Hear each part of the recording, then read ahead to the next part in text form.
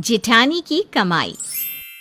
ससुर के देहांत और पति के छोड़ जाने के बाद सपना ने अकेले ही अपने ससुराल की जिम्मेदारी संभाली थी, क्योंकि ससुर और पति के बाद घर की पूरी जिम्मेदारी सपना के ऊपर ही आ गई थी।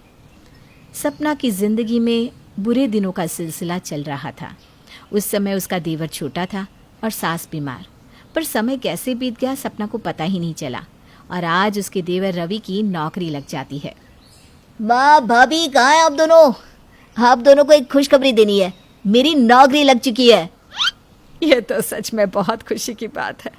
अब मेरी बहू के कंधे से कुछ बोझ तो कम होगा। हाँ माँ, अभी तो ये बस शुरुआत है। देखना, अभी छोटी नौकरी करूँगा और फिर कुछ समय बाद बहुत बड़ी नौकरी, और फिर एक दिन ऐसा आएगा कि भाभी को काम करने की ज़रूरत ही नहीं पड़ेगी।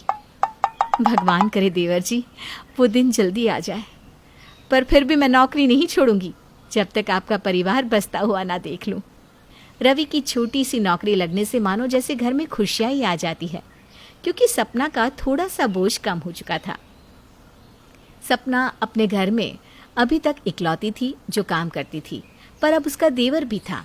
इसी तरह से 1 महीना बीत जाता है और रवि की सैलरी आती है। बेटा तेरी सैलरी आ गई, तो एक काम कर, ये सारी सैलरी अपनी भाभी को दे दे। आखिर वही तो इस घर की जिम्मेदारी अपने कंधों पर लिए घूम रही है। माँ जी, मैं अपनी सैलरी आपको देती हूँ और आप देवर जी को उनकी सैलरी मुझे देने के लिए कह रही हैं? हाँ बहू, क्योंकि इतने समय से तू अकेले इस घर को संभाल रही थी। देवर जी, आप अपनी सैलरी माँ जी को ही दीजिए। माँ जी तो ऐसे ही भावुक हो जाती हैं। वैसे माँ जी, मैं सोच रही थी कि हमारा रवि बड़ा हो गया है, क्यों ना आप उसके भी हाथ पीले करवा दिए जाए। अरे बहू, तूने तो मेरे मुंह की बात छीन ली। क्या पता शादी होने के बाद अपने यार दोस्त में उठना बैठना कम कर दे और भी ज्यादा मेहनत करे। आखिर बीवी बच्चे जो पालने होंगे। क्या भाभी, आप भी ना, और माँ, मैं कोई आवारागर्दी नहीं करता। रवि अपनी शादी की बात सुनकर शर्मा जाता है और वहाँ से चला जाता है, पर सुमित्रा और सपना समझ जाते हैं कि रवि शादी करने के लिए राजी है।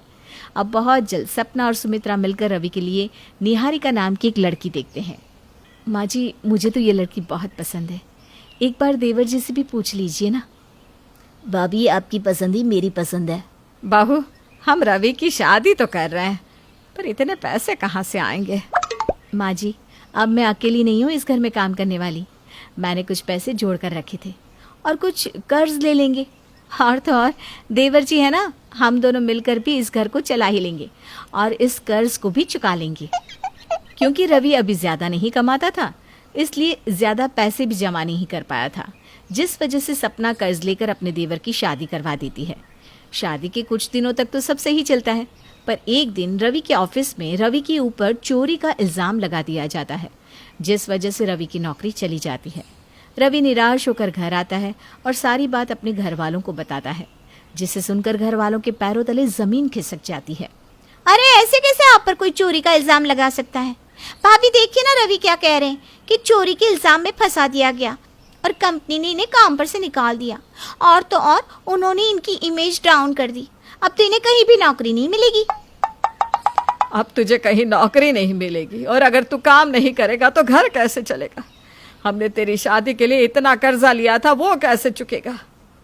ये हमारे साथ क्या हो रहा है? दीदी, आप भी काम छोड़ने वाली है। अगर आपने भी काम छोड़ दिया तो हम तो भूखे ही मर जाएंगे। निहारिका, माँ जी, रवि, तुम तीनों परेशान मत हो। अब मैं नौकरी नहीं छोड़ूंगी, वो भी तब तक जब तक तुम्हारे सर से ये झूठा इल्ज़ाम हट नहीं जाता और एक बार फिर तुम्हें तुम्हारी नौकरी मिल नहीं जाती। एक बार फिर मैं अकेले ही अपने घर की जिम्मेदारी संभालूंगी। पर भाभी, पहले में और अब में बहुत फ़र्क है। अरे कुछ फ़र्क नहीं है रवि, और तुम परेशान मत हो। तुम्हारे ऊपर जो झूठा इल्ज़ाम लगा है ना, वो चला जाएगा। तुमने बताया ना कि पुलिस तहकीकात कर रही है, तो असली गुनहगार को उसकी सज़ा ज़रूर मिलेगी। रवि की नौकरी जाने के बाद घर की एक बार फिर से पूरी जिम्मेदारी सपना के ऊपर आ जाती है और वो अकेले ही घर में काम करने वाली होती है। जहाँ सपना नौकरी कर रही होती है, वहीं निहारिका पूरे घर की देखभाल। ऐसे ही कुछ समय बीत जाता है, पर अब तक रवि के सर से झूठा आरोप नहीं हटता, जिस वजह से रवि कोई काम नहीं कर पाता और हर समय घर में रहता है। घर में रहने की वजह से रवि चिड़चिड़ा हो जाता है, तो वहीं दूसरी ओर निहारिका भी अपने फैशन कम नहीं करती। ऐसे ही एक दिन, माँ जी खाना बन चुका है, चलकर खा लीजिए। निहारिका बहू कुछ देर रुक जा, सपना बहू भी बस ऑफिस से आती ही होगी। पता नहीं माँ जी जेठानी जी कौन सा काम करती है, हमेशा घर लेट से ही आती है। हम क्यों उनका इंतजार करें, वो जब आएंगी तो अपना खाना खुद निकाल कर खा लेंगी। बहू भूल मत, ये घर तेरी जेठानी ही चला रही है। वो इकलौती है जो घर में काम करने वाली है। अगर वो काम ना करे ना तो हम सब भूखे मर जाएंगे। और तू तो बस फैशन ही पूरा कर रही है, वो भी तेरे पति की कमाई से नहीं बल्कि तेरी जेठानी की कमाई से।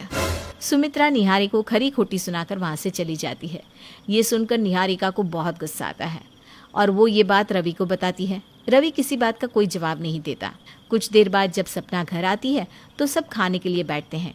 खाने में शाही पनीर और नान देखकर सपना निहारिका से कहती है, निहारिका, घर की जिम्मेदारी तुम्हारी ऊपर है, थोड़ा सोच समझ कर खाना बनाया करो। रोज़ इतनी महंगी सब्जी बनानी ज़रूरी नहीं। जानती हो ना हमारे ऊपर कितना कर्ज है।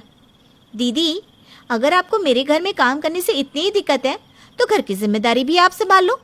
मेरा तो जो दिल करेगा मैं वही बनाऊंगी और वही खाऊंगी। खाना है तो खाओ वरना अपना हिसाब गिनती रहो। निहारिका बहू, मुझे तुझसे यह उम्मीद नहीं थी।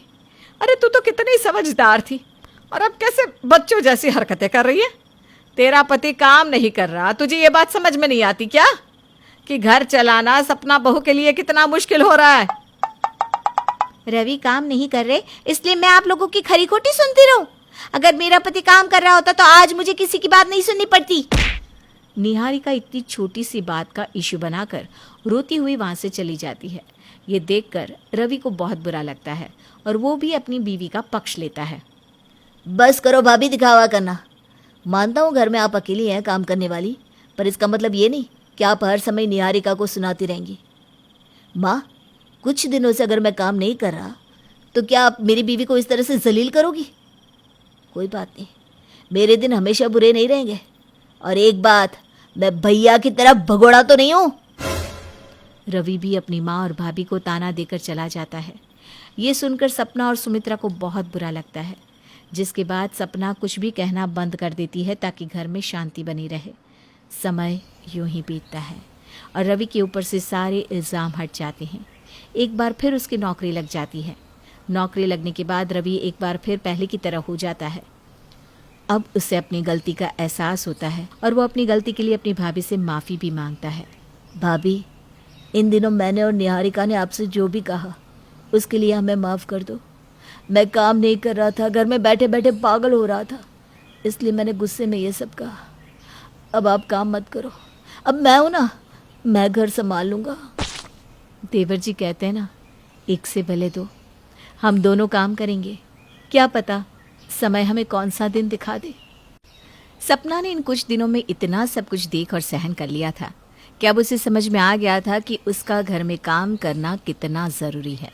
अगर सपना काम ना करे तो शायद उसे 2 वक्त की रोटी भी नसीब ना हो, इसलिए वो अपनी नौकरी नहीं छोड़ती।